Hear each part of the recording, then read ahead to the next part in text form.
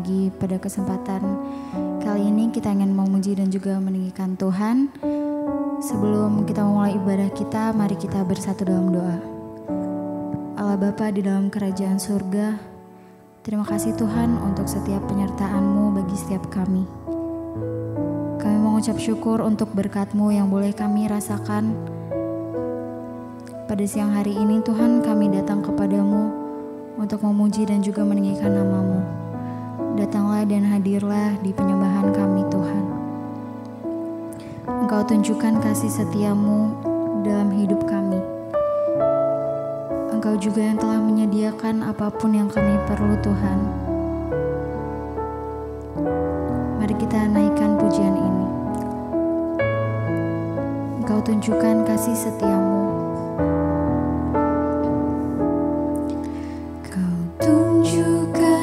Kasih setiamu,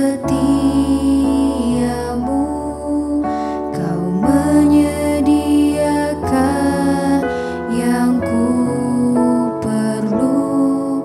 Kau setia, kau mulia, dulu sekarang dan selamanya. Kau tunjukkan kasih setiamu.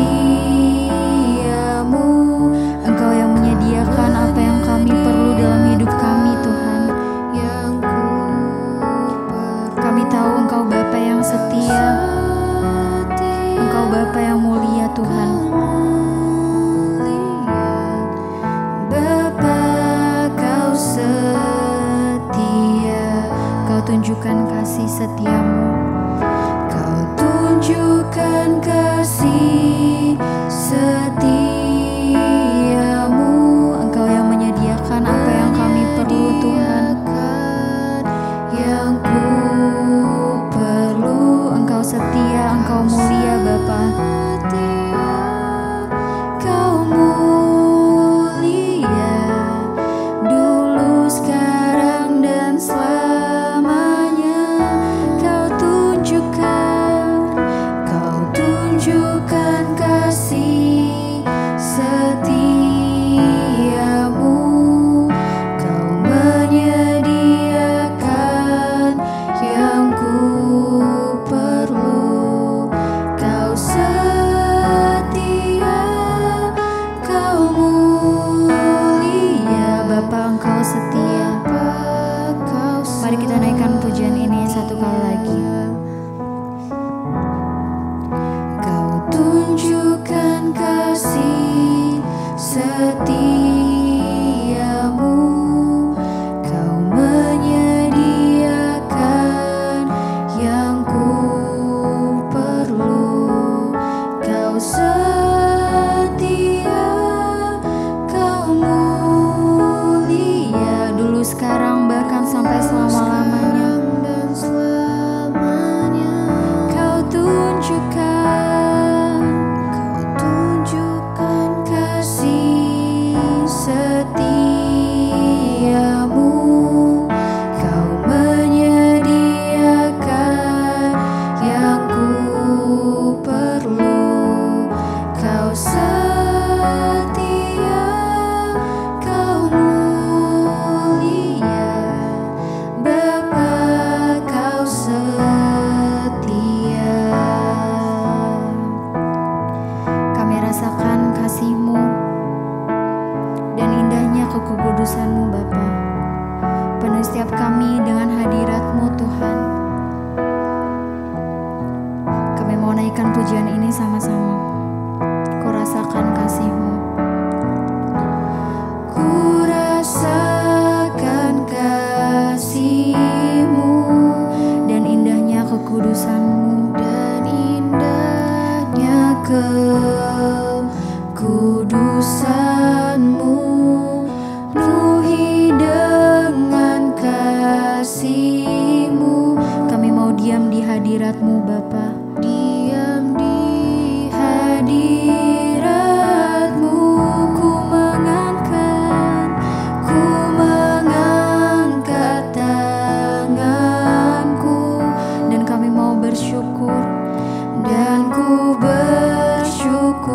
Kami mau menyembah Engkau Yesus. Penuhi setiap kami dengan kasih hadirat-Mu. Kami mau diam di hadirat-Mu Tuhan. Diam di hadirat. Mari kita naikkan lagi saudara.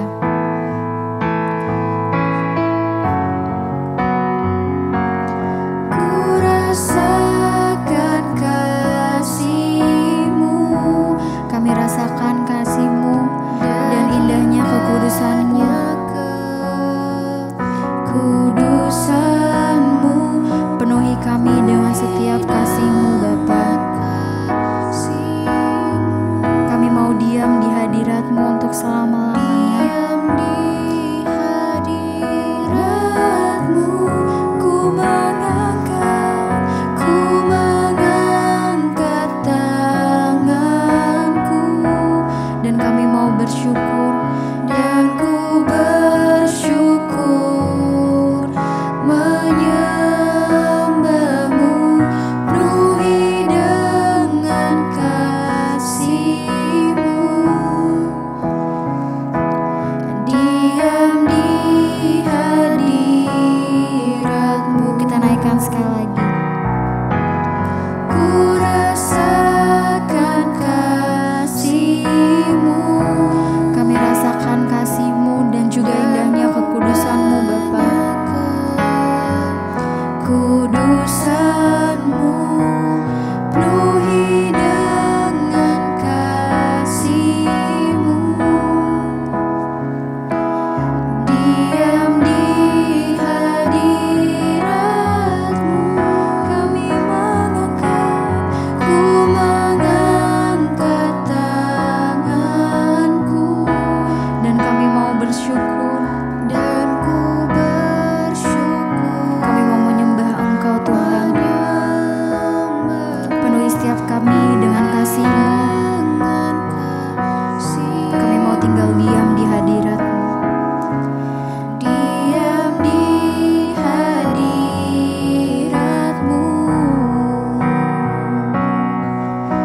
Engkau yang kami sembah Tuhan. Hanya Engkau Tuhan yang kami andalkan di dalam setiap hidup kami. Kami mau naikkan pujian Kau ku sembah.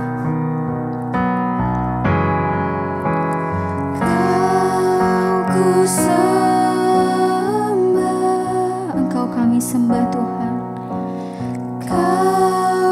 ku sembah,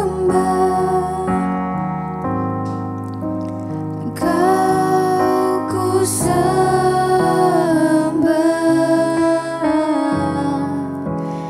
oh Tuhan. Engkau yang kami sembah. Ku sembah,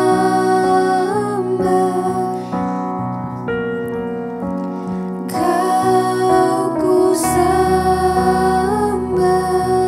Engkau yang kami sembah dalam hidup kami.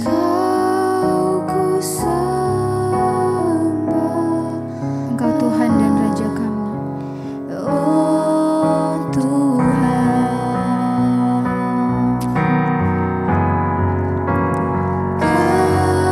Ku sembah,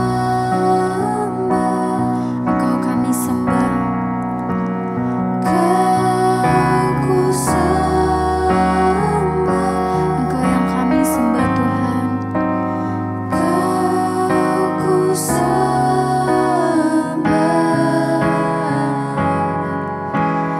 oh Tuhan.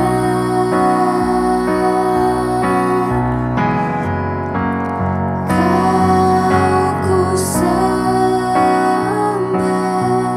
Engkau yang kami sembah. ku sembah,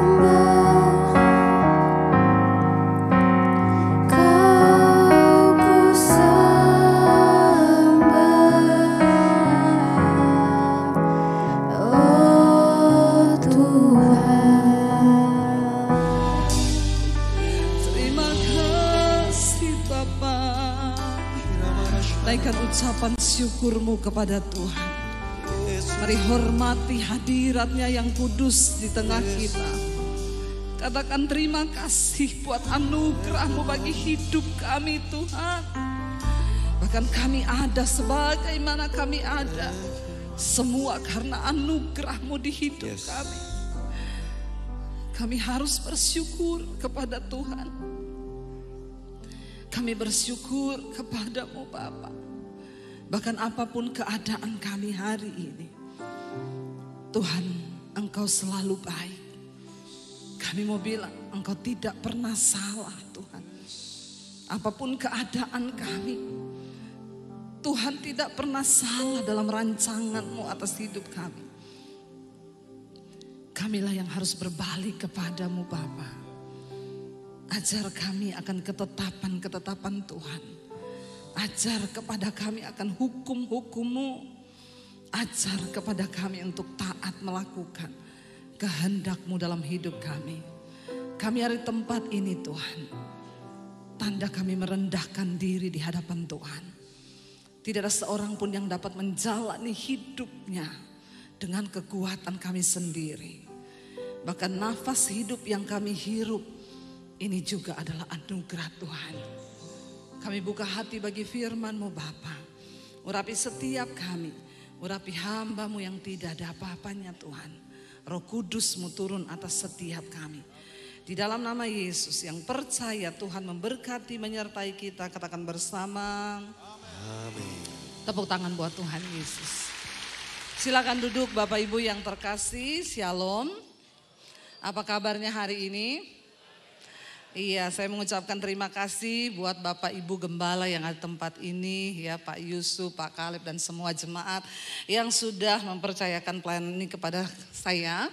Tuhan Yesus memberkati setiap kita. Saya percaya Bapak Ibu, kita semua datang ke tempat ini karena satu hal. Ya, tentunya kita ini rindu mengerti kehendak Tuhan dalam hidup kita. Amin. Dan kalau kita rindu ya, kita ingin cari tahu. Sebab hidup ini bukan hanya soal kita cari uang, kita dapatkan yang kita mau, lalu sudah mati begitu aja. Kita perlu mengenal kehendak Tuhan di hidup kita. Dan hari ini Bapak Ibu datang ke tempat ini dengan sebuah tujuan. Ingin mengerti apa kata firman Tuhan. Ya, sehingga kalau kita sudah menyediakan waktu, tentunya semua akan fokus kepada firman Tuhan. Amin. Jadi nggak ada dulu yang main handphone, yang mikir nanti siang mau makan apa, amin. Ya, jadi kalau saudara tidak konsen, nanti saya khotbahnya 2,5 jam. Tapi kalau saudara konsen dan meresponi saya, cepat khotbahnya. Jadi mau yang lama atau yang cepat? Yang lama, tetap lama. Wah kalau gitu ya nggak jadi deh ya, kita mengalir saja. Iya, mari kita buka bersama Yeremia pasal yang ke-17 saudara. Ayat yang ke-5 sampai dengan ayat yang ke-10. Ini ayat sering kita baca, tapi saya berdoa supaya Tuhan bukakan pemahaman bagi setiap kita hari ini yang berbeda. Yeremia pasal yang ke-17 ayat yang ke-5. Mulai firman Tuhan berkata demikian, kita baca sama-sama. 1, 2, 3. Beginilah firman Tuhan, apa? Terkutuklah orang yang mengandalkan manusia, yang mengandalkan kekuatannya sendiri, dan yang hatinya jauh daripada Tuhan. Ia akan seperti semak bulus di padang belantara. Ia tidak akan mengalami datangnya keadaan baik. Ia akan tinggal di tanah angus, di padang gurun, di negeri padang asin yang tidak berpenduduk. Tetapi dikatakan di sana, diberkatilah orang yang mengandalkan Tuhan, yang menaruh harapannya pada Tuhan. Ia akan seperti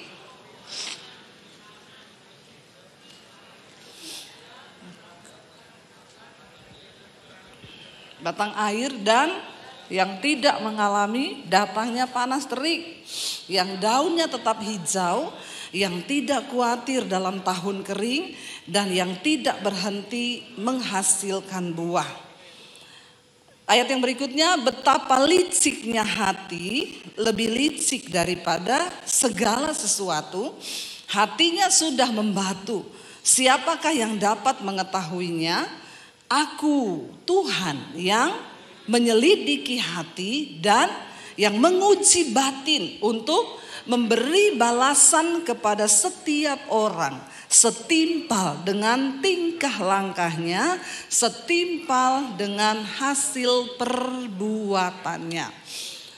Saudara, ya, Yeremia ini, surat ini ditulis saudara ketika keadaan bangsa Israel. Mereka mulai tidak mengandalkan Tuhan.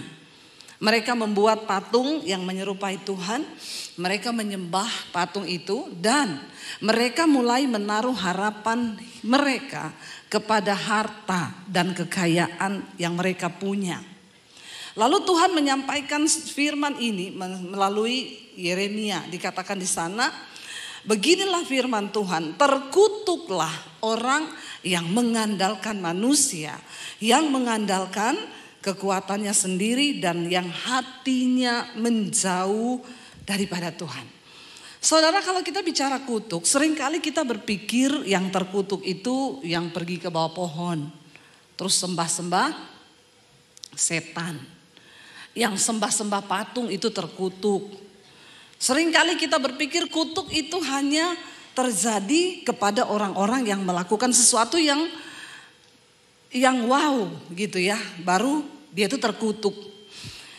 Tapi ayat ini dengan jelas berkata, terkutuklah orang yang mengandalkan manusia dan yang mengandalkan kekuatannya sendiri, yang hatinya menjauh dari Tuhan. Seringkali kita lupa saudara. Dan ada begitu banyak orang Kristen yang hidup di bawah kutuk. Di bawah kutuk, tapi mereka tuh tidak sadar. Setiap minggu ke gereja dengar firman. Tetapi dia hidup tidak mengandalkan Tuhan. Dia hidup pakai akalnya sendiri. Saudara berbisnis, saudara urus sendiri. Saudara tidak pernah melibatkan Tuhan. Di dalam hidupmu engkau suka-sukamu sendiri. Dalam menggunakan uangmu engkau suka-sukamu sendiri. Terlalu banyak orang Kristen yang sering kali tidak sungguh-sungguh mengerti kebenaran firman Tuhan. Dan mereka hidup di bawah kutuk saudara. Alkitab dengan jelas berkata di sini kita terkutuk kalau kita ini mengandalkan manusia. Contoh waktu gak punya duit.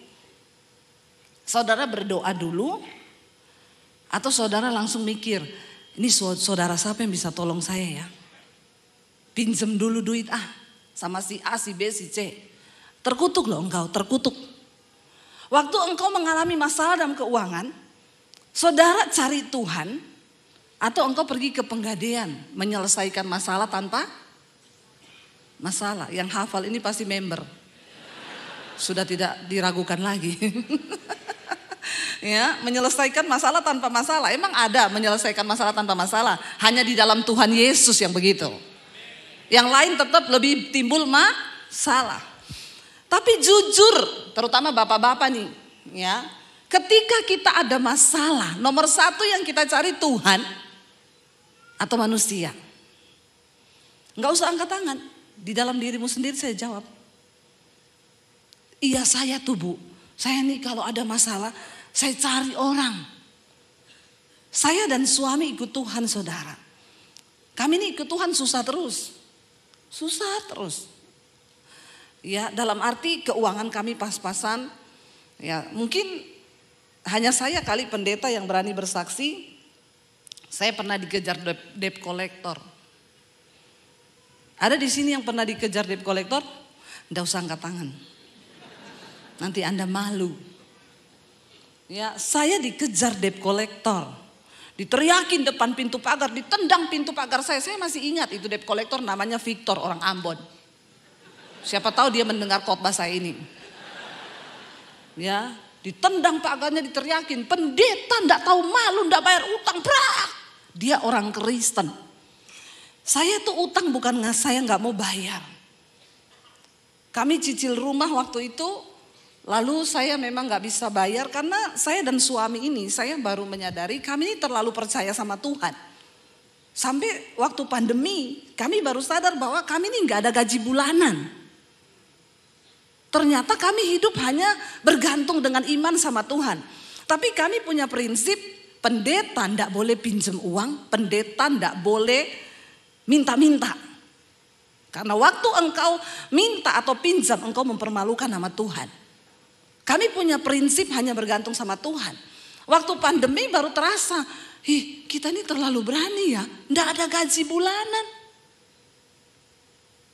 Lalu kita berpikir gimana nih? Ya, jadi waktu kami dulu beli rumah itu, kami nggak bisa bayar karena saya nggak ada pelayanan. Lalu kami ya tidak bisa membayar lagi. Saya gesek kredit card, saya ambil cash. Ya, lalu saya bayar. Saya pikir kredit card gampang lah, rumah ini kalau disita saya nggak bisa mau tinggal di mana. Akhirnya ternyata kredit card itu bunga berbunga tergulung. Ya, jangan coba-coba pakai kredit card kalau saudara itu nggak bisa bayar. Kredit card itu hanya alat bantu supaya saudara nggak usah bawa cash. Jadi saudara pakai hari ini 5 juta, bulan depan bayar 5 juta, amin. Itu yang benar, amin. Saya mau ajar supaya nggak banyak orang Kristen ini terlilit hutang. Itu konseling saya nih, nomor saya ini yang masuk 22.000 sudah nih konseling. Paling banyak utang semua orang Kristen. Karena apa? Gayanya lebih besar ya daripada gajinya. Padahal hukum fisika berkata tekanan itu berbanding lurus dengan gaya. Semakin banyak gaya kau, makin berat. Bilang kanan kirimu, nggak usah banyak gaya. Kalau nggak punya uang jangan utang. Ya, cukupkan dirimu dengan apa yang ada. Akhirnya saya kelilit sudah nggak bisa bayar, bukan karena kami nggak niat loh. Lalu ketika saya ditendang pagarnya, dimaki-maki, hampir tetangga saya bilang, siapa itu bu? Saya pukul dia kalau dia datang lagi ke sini ya. Saya bilang jangan, nggak usah, memang saya salah. Saya masuk ke kamar, saya berdoa, Tuhan, aku nih hambamu loh Tuhan. Kenapa engkau permalukan saya begini Tuhan? Di mana Tuhanku yang hidup itu? Apa maksudmu? Tuhan tuh cuma jawab gini, kalau aku izinkan ini masalah buat lo. Emang harga dirimu berapa? Kau malu harga dirimu berapa? Engkau belum seperti Yesus yang diludahi mukamu. Saya cuma nangis mencucurkan air mata, terserah engkau Tuhan.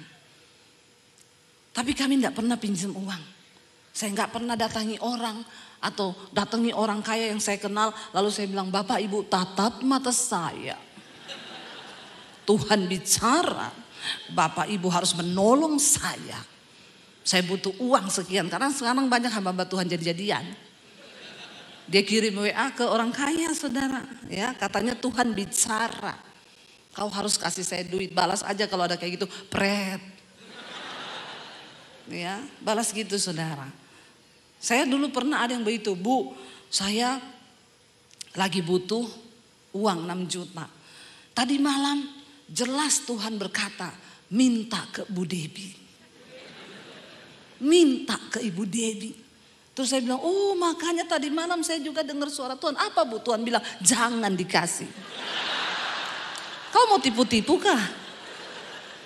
Ya, enak aja bawa nama Tuhan, suara Tuhan. Ya, padahal mau tipu-tipu. Uang dengan Tuhan tuh beda tipis saudara. Makanya Yesus berkata, engkau gak bisa mengabdi pada dua Tuhan, pada Allah dan pada Mamon. Satu-satunya yang bisa menggantikan posisi Tuhan di hati manusia itu uang. Kalau enggak kau tidak cari Tuhan di dunia ini, maka kau pasti cari uang. Iya Pak, iya. Bapak-bapak, ya, kalau engkau tidak sungguh-sungguh cari Tuhan, maka yang kau cari di dunia ini apa? Uang kan? Kenapa kita jangan ngoyo, ya? Tapi berserah pada Tuhan, andalkan Tuhan, jangan andalkan kekuatanmu. Engkau mungkin berkata saya ini kuat, untuk cari uang saya masih bisa kuat sampai berapa waktu ke depan, karena saya sudah cek gula darah normal, jantung normal, semua normal. Jangan sombong kalau engkau merasa engkau sehat. Banyak orang mati mendadak. Saya ngomong benar saudara. Lagi duduk. Tidak bernapas lagi. Mati. Sehat. Gak ada sakit. Gak ada apa-apa. baru check up. Banyak orang itu bahagia kalau sudah check up. Ya, udah selesai check up gitu seneng. Kenapa? Sukacita. Gula darah bagus, jantung bagus. Karena dia pikir umurnya itu tergantung dari hasil check up. Saya mau membuka pikiran saudara yang hari-hari ini sudah mulai mengandalkan manusia, nggak mengandalkan Tuhan. Ada orang itu olahraga saudara. Dia pikir kalau dia udah olahraga, ya dia pokoknya sehat banget. Dia pikir Anda olahraga tidak akan menambah umur. Sebab hidup matimu itu di tangan. Ngerti nggak sekarang? Sehat iya. Kita olahraga supaya sehat. Tapi soal umur, maaf saudara, jangan kau pikir setelah engkau nge-gym, engkau olahraga, engkau minum jus, belimbing, campur sirsak, campur ini sehat. Kolesterolnya, oh kamu minum ini loh, minum itu, minum ini. Maaf saudara, umurmu itu di tangan Tuhan loh. Mau sehebat apapun engkau olahraga, engkau jaga makanan. Kita ini olahraga jaga makan, saya ini sekarang jaga makan. Bukan untuk umur panjang. Supaya saya nggak berat, bawa badan ini berat. Amin. Ya, perut gede itu nggak enak. Saya tuh kadang heran sama bapak-bapak yang perutnya gede banget. Saya hamil dulu 9 bulan, saya bawa 9 bulan berat loh. Masa bapak-bapak itu bawa perut seumur hidup gak berat ya? Saya kadang tanya sama suami saya tuh bapak lihat perutnya saya kayak orang hamil 12 bulan. Gede banget, itu dia gak capek ya. Saya aja dulu hamil 9 bulan, itu bawa itu cepet dang lahir, dang berat ini, pergumulan ini selesai. Jadi bapak-bapak kalau perutmu itu besar, ya hidupmu sudah berat. Jangan lagi kau tambahi dengan perut yang berat, semakin berat bebanmu. Kita ini olahraga, jaga makan bukan untuk umur panjang. Engkau kontrol ke dokter bukan untuk umur panjang. Jangan engkau menghilangkan ini loh saudara. Kadang-kadang kita tuh seneng kalau saya punya teman di Jakarta cerita. Bu, saya dulu punya WL di gereja. WL-nya tuh bagus bu. Dia pokoknya sungguh-sungguh anak Tuhan. Satu kali hari Minggu dia datang seneng banget. Bapak ini tanya, kamu kok seneng banget hari ini? Iya pak, kemarin baru keluar hasil general check up saya. Jadi gimana? Jantung bagus, gula darah bagus, tekanan ini bagus, semua bagus. Bapaknya bilang, oh makanya kamu seneng. Iya pak, saya seneng. Dia WL hari Minggu itu. Setelah selesai WL dia bilang, saudara kalau ada yang mau bersaksi silakan saudara, saya beri waktu beberapa saat. Karena gak ada yang bersaksi dia naik lagi. Dia bilang mari kita angkat lagu ini sebelum dengar firman. Tiba-tiba dia jatuh di mimbar. Mati hari itu saudara. Saking kesenangan. Tapi enak tuh matinya. Enak enggak? Enak loh. Enggak sakit, enggak bikin orang rempong, malah mati lagi sehat-sehatnya loh. Amin. Kenapa saudara tertawa? Saya ini serius loh. Serius, ini kisah nyata.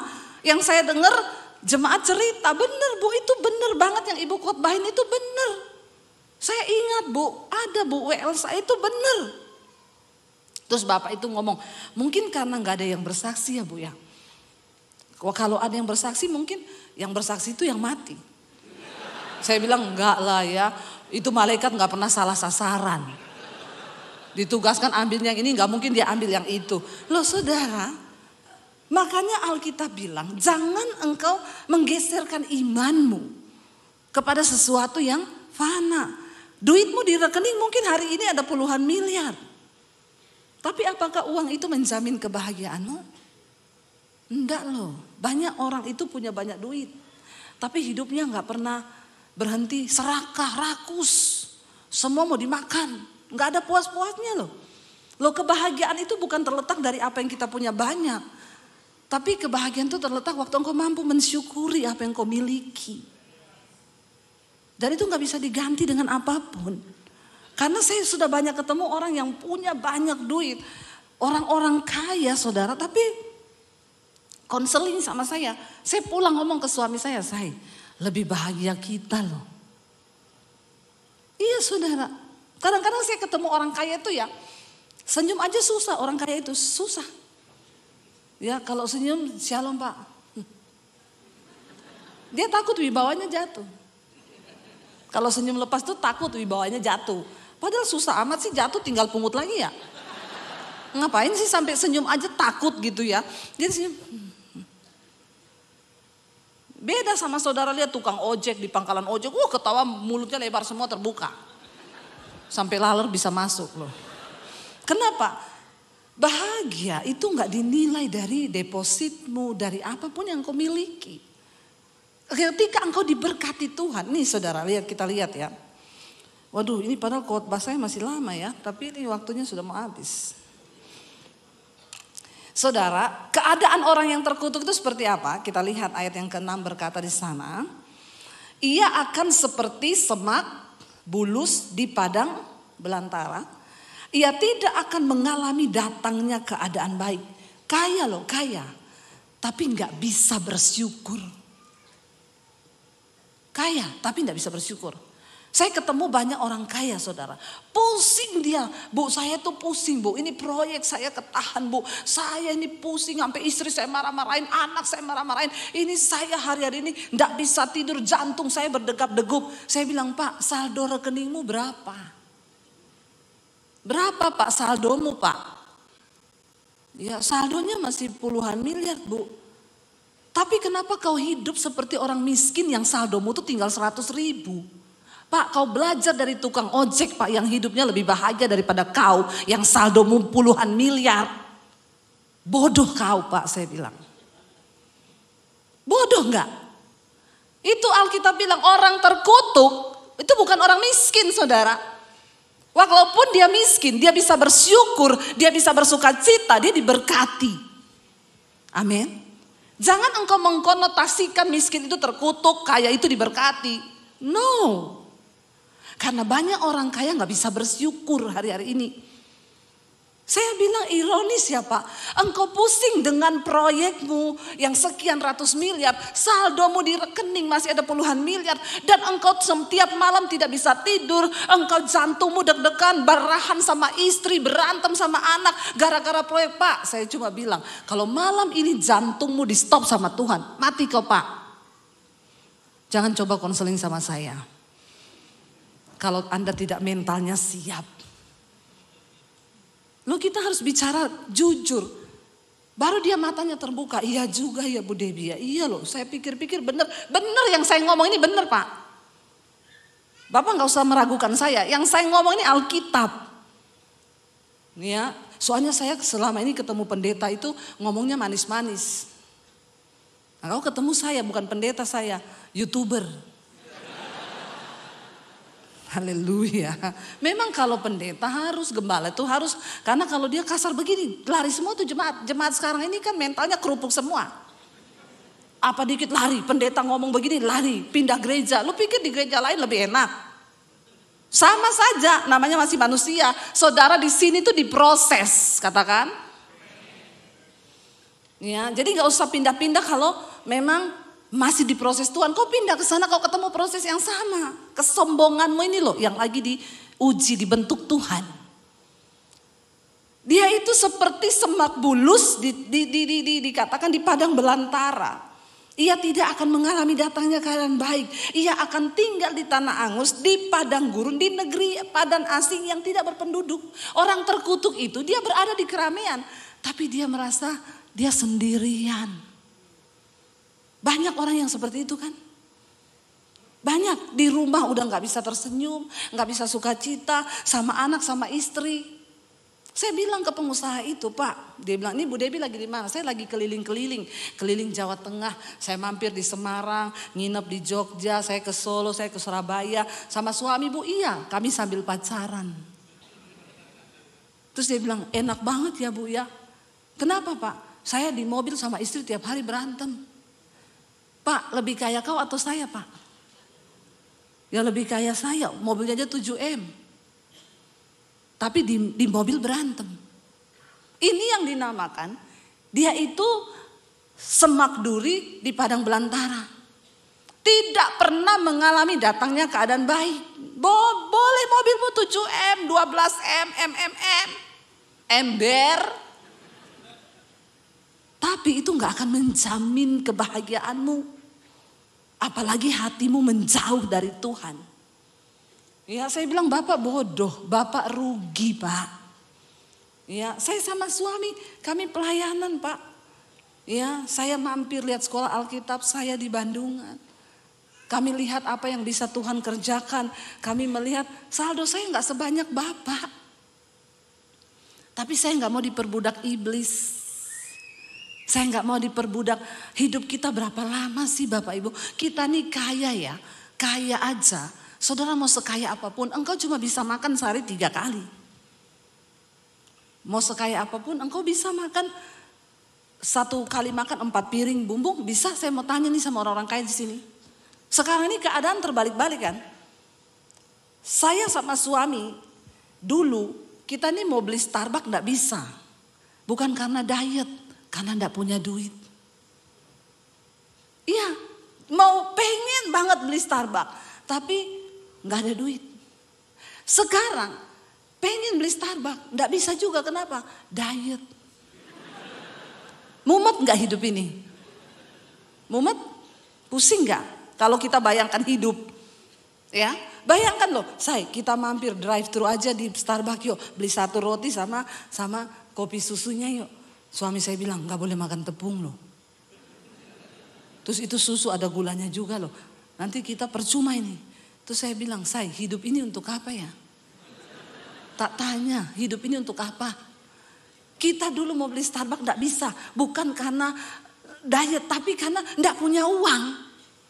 Nah sekarang kita bisa beli loh. Tetap gak bisa. Karena mau diet. Konyol gak? Puyeng gak hidup ini saudara? Makanya saya bilang orang itu mau sekaya apapun. Ya, dulu pengen beli tas LV. Gak mungkin bisa. Karena saldo saya aja minta maaf terus. Tiap ke rekening mau ngambil 1 juta, maaf. Maaf banget, saldo Anda tidak cukup. Tertawa kau lihat pendeta susah. Bukannya dibilang kasihan ya Bu Debi, kasihan. Sekarang saya bisa beli loh, bukan sombong. Tapi agak angkus sih. Karena diberkati Tuhan. Bisa, saya cerita kemarin, saya bisa. Saya di WA orang, Bu, Ibu pergi ke Senayan City, di situ ada toko LV, Ibu masuk ke sana, ketemu Mbak ini, Ibu minta sepatu di situ nomor 40, saya sudah titip, bilang aja dari Ibu ini, itu untuk Ibu. Saya pergilah ke sana saudara, mau masuk itu antri panjang ya, panjang. Saya datang, security-nya nanya, ada perlu apa Bu? Saya dilihatin dari atas sampai bawah. Kayaknya mencurigakan orang ini masuk. Nggak pakai merek sama sekali, datang ke LV. Di situ kan yang datang udah tasnya memang semua bermerek, sepatunya bermerek, semua bermerek. Lah saya datang di situ, dilihatin security, dicurigai. Kadang-kadang security itu tuh sombong juga. Saya bilang, emang lu bisa beli? Biasa aja keles. Jangan memandang orang sebelah mata. Ya, kita harus belajar menghormati, menghargai semua orang. Jangan lihat dari merek yang dia pakai. Saya bilang, saya sudah pesan ketemu Mbak ini, sepatu nomor, oh silakan masuk Bu. Yang antri kayak ular, saya disuruh masuk, semua melihat, ih pasti VIP itu. Pret. Saudara sampai di dalam, hati saya lihat ada tas bagus itu. Jiwa hedon saya berteriak. Pendeta juga manusia, punya rasa, punya hati. Jangan kau samakan dengan pisau belati. Hati saya bilang ambil aja. Saya tanya, Mas berapa tasnya itu? 65 juta Bu. Jiwa hedon saya bilang bisa, gesek. Pakai debit bukan kredit. Maaf ya, maaf. Saya diteleponi, Bu saya mau kasih Ibu kredit card, mau gak Bu? Ini ada gini. Tidak mau Mbak. Kenapa Bu? Udah mau kiamat. Saya gak mau utang. Ntar saya mau keangkat malaikat. Masih ada utang kredit card, turun dulu kau, lunasi dulu. Ribet nanti. Beres-bereskan utangmu ya. Supaya kalau rapture, kau jangan disuruh turun dulu sama malaikat, bayar utang. Makanya jangan utang, bilang. Lalu saudara, Jiwa hedon saya berteriak, iya bisa. Saya udah mau beli nih. Tiba-tiba Roh Kudus ngomong, 65 juta itu jadi satu pastori loh buat gereja di desa. Jengkel gak saya? Jengkel. Tapi saya mengerti. Alkitab bilang, Rasul Paulus bilang, aku ini tawanan roh. Lebih jengkel mana saudara? Dulu memang saya gak bisa beli. Saya pengen gak bisa beli. Sekarang saya bisa beli, bisa. Tapi tetap gak boleh. Jadi jengkel gak? Daging saya jengkel. Tapi roh saya bersuka cita. Ya, saya gak berani beli-beli kayak gitu. Kalau saya pakai itu karena mereknya Casio. Dikasih orang. Casio. Benar saudara. Tapi apakah itu membuat kita bahagia? Enggak. Saya mau pakai yang merek. Ya saya tetap damai sejahtera. Saya gak pakai yang bermerek juga saya tetap damai sejahtera. Karena bukan tergantung penilaian orang atas hidup saya. Saya bahagia karena saya sudah bahagia. Saya punya Tuhan dalam diri saya. Amin. Tapi ada orang-orang sakit jiwa. Kalau dia gak pakai bermerek, dia gak bahagia, gak pede. Jalan itu kayaknya malu banget dilihat orang kok gak bermerek gitu ya. Bertobat loh saudara. Dikatakan di situ orang-orang yang terkutuk itu, dia itu dikatakan seperti semak bulus. Udah semak bulus gak ada arti. Artinya apa? Orang terkutuk itu hidupnya gak ada artinya loh. Semak bulus, semak itu gak ada arti apa-apa. Di padang belantara yang dia itu dikatakan tinggal di tanah angus, di padang gurun, di negeri padang asin yang tidak berpenduduk. Dia berada dalam keramaian tapi dia merasa sendiri. Hidupnya tuh hampa, kosong. Dia gak ngerti apa arti hidup. Kalau saudara itu hari ini bertobat saudara. Kembali pada Tuhan. Tetapi sebaliknya dikatakan diberkatilah orang yang mengandalkan Tuhan. Yang apa? Menaruh harapannya kepada Tuhan. Taruh harapanmu pada Tuhan. Jangan pada harta. Jangan pada pengakuan orang. Karena kalau engkau taruh pengharapanmu pada pengakuan orang, kau akan kecewa. Orang itu kalau kau baik dia manis. Ya, orang bisa berubah siapapun. Mau itu orang tua, anak, istri, suami, semua bisa berubah. Tapi taruh pengharapanmu kepada Tuhan. Saya kemarin ngomong ke ibu-ibu yang datang di ulang tahun wanita. Jangan mencintai suamimu lebih daripada engkau mencintai Tuhan. Karena banyak ibu-ibu yang, Bu suami saya selingkuh, saya mau bunuh diri. Saya bilang, ibu kenapa bodoh? Yang enak suamimu selingkuh, kau yang mati binasa masuk neraka. Jangan terlalu bucin bu. Taruh harapanmu pada Tuhan. Taruh cintamu kepada Tuhan. Kalaupun suamimu selingkuh, ya doakan saja dia. Tuhan hajar dia dengan caramu. Selesai itu. Ibu-ibu saya ajar ya, kalau suami mau selingkuh doa, Tuhan hajar dia dengan caramu. Amin ibu-ibu. Nanti ada suami yang telepon saya. Itu Ibu Debbie pendeta macam apa? Macam gini saya. Kenapa Pak?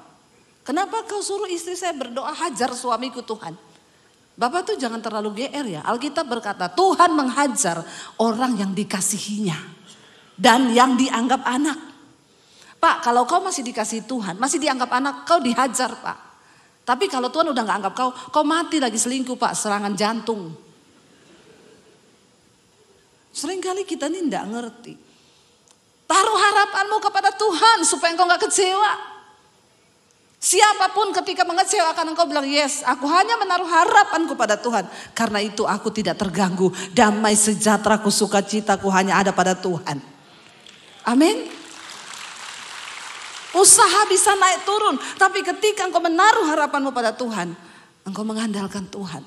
Lalu dikatakan di sana, orang yang diberkati Tuhan itu, ya mereka itu akan seperti pohon ditanam di tepi air yang merambatkan akar-akarnya ke tepi batang air yang tidak mengalami datangnya panas terik. Walaupun panas, pohon hidup di tepi air, mau panas, mau terik, mau apapun, dia tetap tumbuh hijau karena akarnya itu di tepi Batang air, Tuhan adalah sumber berkat kita. Mau pandemi, mau apapun, ketika engkau menaruh harapanmu pada Tuhan, engkau ditanam di baitnya Tuhan. Dan engkau akan melihat, saudara. Dikatakan di sana, ya, dan dia itu seperti pohon yang ditanam tepi aliran air, yang tidak mengalami datangnya panas terik, yang daunnya tetap hijau, yang tidak khawatir dalam tahun kering, dan yang tidak berhenti menghasilkan buah. Tanda orang diberkati Tuhan, tidak khawatir. Dan hidupnya berdampak bagi banyak orang. Dia tetap menghasilkan buah.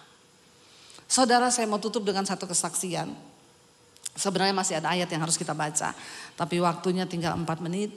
Ya maaf ya Pak, saya nambah waktu sedikit ya. Saudara setuju? Kita ikuti suara rakyat ya Pak. Saudara, ketika saya dapat visi bangun sekolah misi di Bandungan, saya tuh banyak yang berkata, Bu, buka gereja Bu. Ibu kan sekarang sudah jadi pendeta. Banyak orang, ya saya tuh mau pindah ke gereja Ibu kalau Ibu buka gereja. Saya bilang enggak usah, gereja sudah banyak. Kau pindah sama saya, nanti saya musuhan sama gembalamu. Urusan kita orang Kristen ini cuma musuhan, terputar-putar di kandang. Karena kau tidak pernah melihat keluar. Saya bilang saya nggak buka gereja. Banyak yang kasih masukan, buka aja Bu, buka aja. Saya berdoa, saya tidak mau melakukan apa yang bukan menjadi kehendak Tuhan. Percuma kita melakukan yang bukan kehendak Tuhan, malah dosa kita. Kelihatannya rohani, tapi dosa. Lalu saya berdoa, saudara, Tuhan engkau mau bawa kemana pelayanan saya ini? Lalu Tuhan tuh ngomong sama saya ya, karena banyak orang sudah nggak percaya Tuhan ngomong. Tapi bagi orang yang percaya, Tuhan tuh masih bicara sampai hari ini. Kalau kau gak bisa dengar suara Tuhan, berarti kau tuli. Siapa suruh kau jadi hamba Tuhan gak dengar suara Tuhan, berarti tuli kau.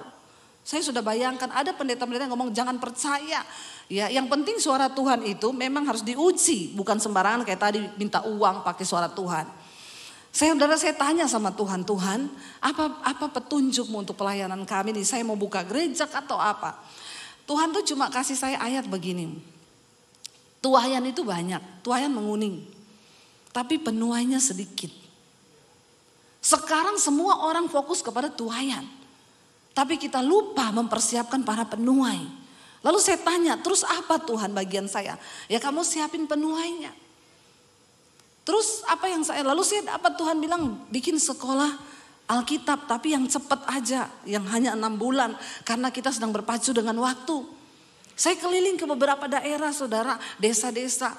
Banyak yang sudah mulai dihijaukan. Karena memang kurangnya hamba-hamba Tuhan. Lalu saya berdoa Tuhan suruh saya bikin sekolah misi. Bangun sekolah Alkitab, kapasitas untuk 100 orang. Dan Tuhan tuh bilang, kalau mereka bisa bayar, kalau tidak subsidi kamu yang tanggung. Saya bilang Tuhan itu kalau orang kaya bisa Tuhan. Saya ini saldo saya enggak ada puluhan miliar.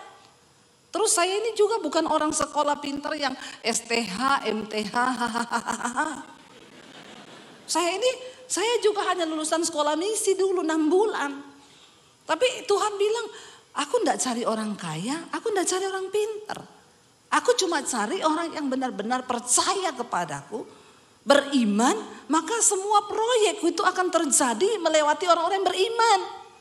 Bukan orang kaya, bukan orang pinter. Lalu saya bilang, oke Tuhan saya mau. Apa yang harus saya lakukan? Saya dan suami keliling cari tanah di daerah Jawa Tengah. Terutama di daerah dingin kami cari supaya nanti gak usah pakai AC. Yang di bawah-bawah gunung itu hamba Tuhan cocok di bawah gunung. Jangan ditaruh dekat mall, nanti jadi hedon. Sekolah Alkitab tuh di bawah gunung aja biar semakin dekat dengan Tuhan. Menyangkal diri memikul salib. Ya kalau di kota nanti malam minggu dia ke Tunjungan Plaza lagi. Lalu saudara akhirnya kita cari-cari, kami melangkah. Kita taruh berkat yang kami punya, kita sediakan ini uang di tabungan khusus untuk kami nanti bangun sekolah. Walaupun saya tahu itu tidak cukup. Akhirnya kami ketemu jemaat Mesbah Doa, Bu, saya dengar ibu mau buka sekolah misi, saya kasih tanah saya di daerah Bandungan 4.500. Kami pergi lihat, iya daerahnya cocok gini-gini. Ya udah, tanahnya disumbang saudara. Kami tanda tangan surat notaris untuk tanah itu diserahkan ke sekolah. Lalu akhirnya Tuhan kirim pemborongnya yang gambar. Semua jemaat Mesbah Doa gak mau dibayar semuanya. Lalu Tuhan itu mulai kirim saudara. Ya, saya mulai lihat ketika pertama kali berjalan saya transfer uang tuh dengan acara, dengan hal yang luar biasa Tuhan. Luar biasa. Tadinya sekolah itu akan diresmikan bulan Agustus lalu, tapi karena masih ada beberapa yang belum selesai, nanti Desember ini saudara sudah selesai. Dan saya melihat ketika itu, tadinya saya bilang sama suami gini, ini nanti kan sudah pasti uang kita gak cukup dengan proposal yang masuk. Jadi gini, kita taruh aja di YouTube. Buat saudara yang tergerak menyumbang, saudara silakan sumbang ke rekening ini, tayangkan di layar YouTube aja. Ya, yang nonton Mesbah Doa saya, Mesbah Syukur itu kalau pagi itu hampir 100.000. Bayangkan kalau satu orang ngasih 50.000 saja. Otak manusia jalan toh. Hitung-hitungan kalkulator manusia kan. Saya bilang, iyalah kita taruh aja begitu kan untuk pembangunan. Waktu kami mau melakukan itu, Tuhan tuh tegur saya. Kalau kamu melakukan itu, berarti kamu itu tidak mengandalkan aku. Dan aku akan lepas tangan. Silakan kau lanjutkan dengan kekuatanmu. Lalu saya bilang sama suami saya, jangan Tuhan tegur saya. Jangan kita andalkan manusia. Dan kita tidak akan pernah umumin buka proposal, cari dana, WA siapa-siapa. No, kita hanya berharap Tuhan. Saya melihat Tuhan saudara. Keramik disumbang, cat disumbang, ini semua disumbang. Saya gak pernah ngomong loh. Tiba-tiba semua sudah selesai, saya bilang sama suami, itu furniture kita belum siapin. Pabrik kasur, telepon Bu, kasur dari saya. Panasonic, distributor Bu, nanti saya sumbang semua yang berbau Panasonic. Mulai dari AC, lampu, semua. Ya, ini semua. Waktu kita mikir furniture, saya mau ke Malang pelayanan di Surabaya. Tiba-tiba ada yang telepon, Bu, Ibu kapan kira-kira ke Malang? Saya dan suami tergerak Bu, kami ini punya pabrik furniture. Ibu bisa lihat ke pabrik kami apa yang dibutuhkan untuk sekolah Alkitab. Saudara, saya tuh waktu melihat itu saya hanya bisa bilang Tuhan engkau benar-benar ajaib. Saudara, ada satu kisah di Alkitab ketika Daud. Dia sudah menang dalam segala pertempuran. Dia kalahkan orang Filistin, orang Amalek. Semua peperangan dia kalahkan karena dia mengandalkan Tuhan. Satu kali ketika dia sudah kokoh kerajaannya. Dia mulai beralih gak percaya Tuhan. Lalu dia suruh panglimanya untuk menghitung jumlah dari bangsa Israel. Karena dia pengen tahu kekuatan mereka ini berapa. Ketika Daud menghitung, setelah selesai dihitung, Daud menjadi ketakutan. Kenapa? Dia baru sadar, ya ampun, ternyata kekuatan kita ini cuma sedikit. Pemuda yang umur-umur untuk berperang itu hanya sekian. Laki-laki sekian. Yang banyak itu ibu-ibu dan anak-anak. Daud ciut nyalinya dan berkata, ya ampun, ternyata kekuatan kita ini tidak seberapa. Dia gemeter saudara. Lalu Tuhan marah akan hal itu dan Tuhan berkata kepada Daud, karena engkau tidak lagi mengandalkan aku. Pilih 3 penyakit, 3 tulah yang akan menimpa engkau. Yang pertama, engkau akan diserang musuh dan akan mati sepersekian dari rakyatmu orang Israel. Yang kedua, ya, engkau akan diserang oleh, pokoknya 2 itu perang. Yang ketiga, penyakit sampar. Daud berkata, aku tidak ingin jatuh ke tangan manusia. Aku sudah berdosa karena aku sudah tidak mengandalkan engkau Tuhan. Tapi aku pilih hukuman itu datang dari tangan Tuhan sendiri, bukan dari tangan musuh atau manusia. Tapi dari tangan Tuhan aku pilih penyakit sampar. Waktu penyakit sampar itu datang, 70.000 orang Israel meninggal. Saudara, Daud pengen tahu seberapa kekuatan yang dia miliki. Kalau hari ini engkau sedang mengukur-ngukur kekuatanmu, engkau tidak lagi mengandalkan Tuhan. Dan ketika kita mulai mengukur, kita sadar, ternyata saya itu tidak ada apa-apanya. Justru hari ini kalau engkau merasa engkau tidak ada apa-apanya, maka engkau bisa berkata itu semua hanya karena anugerah Tuhan. Saya undang para imam musik, saudara. Mari kita mau menjadi orang yang diberkati Tuhan. Mari kita mau jadi orang yang sungguh-sungguh mengandalkan Tuhan. Supaya hidupmu bisa menjadi berkat. Kita nyanyi lagu tadi, hanya karena anugerah-Mu Tuhan. Anugerah-Mu saja Bapa. Kita bangkit berdiri bersama. Alkitab tadi berkata, Tuhan bilang, betapa liciknya hati. Seringkali dalam hati kita sudah tidak mengandalkan Tuhan. Betapa liciknya hati, tetapi dikatakan tadi, aku Tuhan, Allah yang menguji hati dan melihat batin manusia. Hari ini Tuhan tahu hati kita. Tuhan uji hatimu. Biar engkau berkata di hadapan Tuhan hari ini, hidup kami hanya karena anugerah-Mu Tuhan. Penyertaan-Mu. Yes. Bilang pada Tuhan, sungguh bukan karena kekuatan-Mu saudara. Semua cuma karena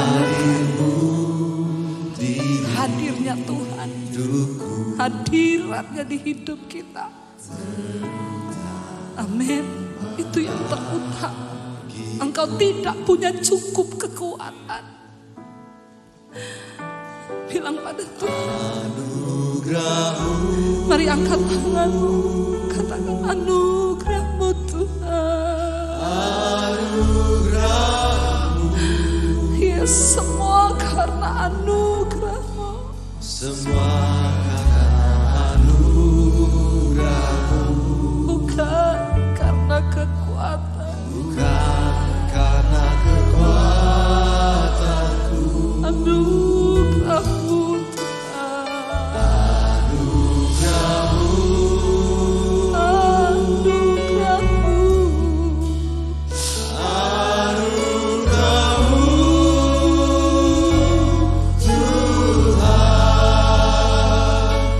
Kasih dan sayang-Mu. Sumber kekuatan. Anugerah-Mu. Angkat tanganmu sekarang. Anugerah-Mu. Anugerah-Mu. Anugerah-Mu. Kami perlu anugerah-Mu di hidup kami Tuhan. Semua karena anugerah-Mu. Bukan karena kekuatan kami.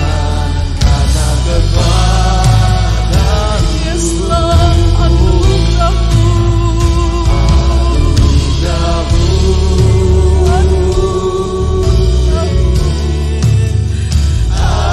Anugerah-Mu Tuhan. Kasih dan sayang-Mu. Sumber kekuatan bagi. Mari kita sembah Tuhan. Oh, sembah Dia. Kami perlu Engkau Tuhan di hidup kami. Kami perlu anugerah Tuhan. Ampuni kami Tuhan, kalau selama ini kami andalkan kekuatan kami. Kami tidak ingin hidup di bawah kutuk lagi. Kami mau menikmati anugerah Tuhan. Anugerah-Mu Tuhan.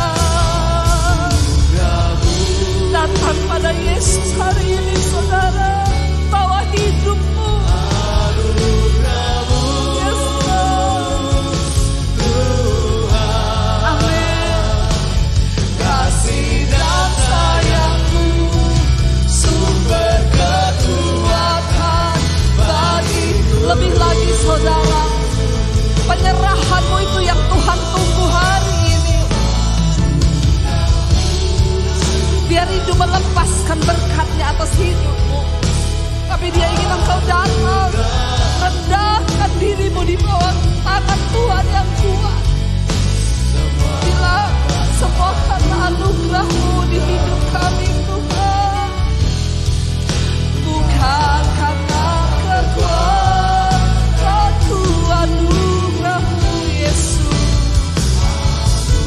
Anugerah-Mu.